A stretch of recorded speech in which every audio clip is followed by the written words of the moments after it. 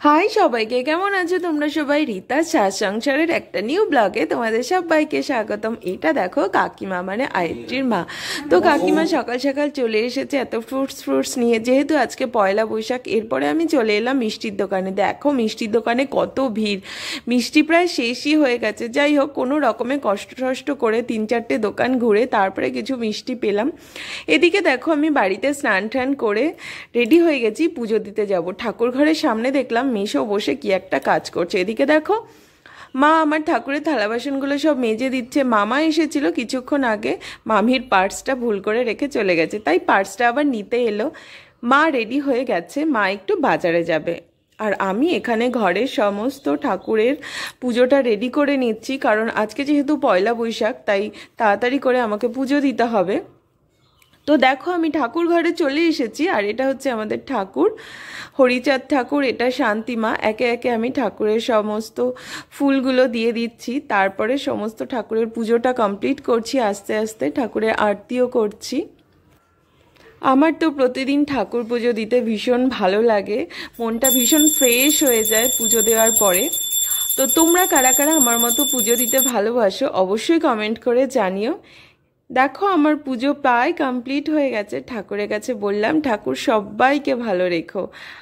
আমি এখন যাব দিদির বাড়ি। দিদির বাড়ি মানে আমার ননদের বাড়ি, যেহেতু আজকে পয়লা বৈশাখ আর আমি দিতে যাব মিষ্টি। তো দেখো বাইরে প্রচণ্ড গরম, সেই জন্য আমি কী করছি, গ্লাভসগুলো পরে নিচ্ছি হাতের। তারা গ্লাভসের একটা জিনিস দেখাচ্ছি তোমাদের, এই দেখো গ্লাভসের আঙুলগুলো ফুটো তার কারণ আমি কেটে দিয়েছি। আর এই গ্লাভসটা পরে না মোবাইল টিপতে খুব প্রবলেম হয়।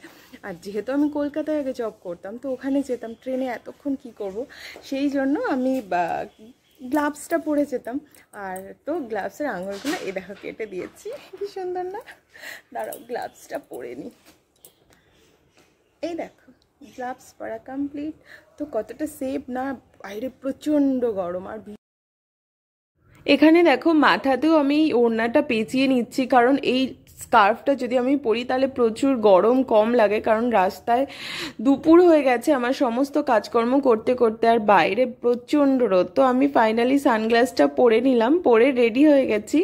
এবার অনেকটাই হিট প্রোটেকশন করতে পারবো আশা করছি। তো এখন আমি যাচ্ছি দিদির বাড়ি। চলো, দেখো রাস্তায় দেখো একটা লোক নেই, প্রচণ্ড গরম। তো আমার ভালোই লাগছে দুপুরবেলা, কারণ এই টাইমে সবসময় আমি স্কুলে থাকি, একদম ফ্রি থাকি না। আজকে যেহেতু সানডে তাই একটু ফ্রি ছিলাম। দিদির বাড়িতে চলে এসেছি। দেখো দিদি, পাপাই, জায়াম্বু সবাই বসে আছে। বাড়িতে আমি এসে তো রেডি হয়ে গেছি, যেহেতু আমি শ্বশুরবাড়ি যাব আর একটু মায়ের সাথে হালখাতাও করতে যাব। জানোই তো পয়লা বৈশাখ, তো মা যেহেতু একা, মা বললো একটুখানি ওয়েট করে যা, একটু পয়লা বৈশাখে হালখাতা করে নি তারপরে যাস। ভাই এই দুটো হার আমার জন্য এনেছিল, গোয়া গেছিল ওখান থেকে। তো আমার হারটা পরলাম, পরে দেখলাম এই ড্রেসের সাথে ঠিক ভালো লাগছে না, তখন আমি অন্য একটা ইয়াররিং চুজ করলাম। এটা দেখলাম ছোট আছে, বা সেটার সাথে বেশ সুন্দর মানিয়েও যাবে। আমি এখানে দেখো ইয়াররিং দুটো পরে নিচ্ছি। তোমাদের পয়লা বৈশাখ কীভাবে কাটলো অবশ্যই কমেন্ট করে জানিও। কোথায় কোথায় তোমরা গেলে, কি কি করলে, কমেন্ট বক্সে অবশ্যই পিকচার শেয়ার করো। আর এখানে আমি রেডি হয়ে গেছি। আমি জাস্ট এত গরম ছিল, নর্মালি একটু রেডি হয়ে নিয়েছি, কারণ এরপরে আমাকে শ্বশুরবাড়ি যেতে হবে। একটু আমি কাজল পরে নিয়েছি আর একটু হালকা করে লিপস্টিক পরে নিয়েছি, ব্যাস রেডি। এবার আমি আর মা বেরিয়ে পড়েছি। মা আর আমি ম্যাচিং পরেছি পয়লা বৈশাখে। তুমি সবাইকে বলে দাও শুভ নববর্ষ। শুভ নববর্ষের প্রণাম সবাইকে, সবাই ভালো থাকবেন, সুস্থ থাকবেন, জয় হরি বল। মা তোমাদেরকে পয়লা বৈশাখের শুভেচ্ছা জানিয়ে দিয়েছে। এদিকে দেখো আমরা হালখাতা করতে চলে এসেছি। সমস্ত দোকানে প্রচুর আমরা খাচ্ছি আইসক্রিম, কোল্ড ড্রিঙ্কস, আর খেতেও পারছি না। এটা কল্যাণী জুয়েলার্স, এটা 2 নম্বরের সব থেকে বড় দোকান। তো এইখান থেকেই আমরা বেশিরভাগ গিফট, মানে সোনার জিনিসগুলো বানাই। যাই হোক, এরপরে আমরা চলে এলাম আরেকটা, মানে মার যত দোকান আছে বাজারে সব দোকান মার পরিচিত। আর সব দোকানে মানে আমরা যদি কিছু নাও কিনি, সেই দোকান থেকে নেমন্তন্ন করবে, মানে বাড়িতে চিঠি পাঠিয়ে দেয়, সেখানে যেতেই হবে। তো মা এই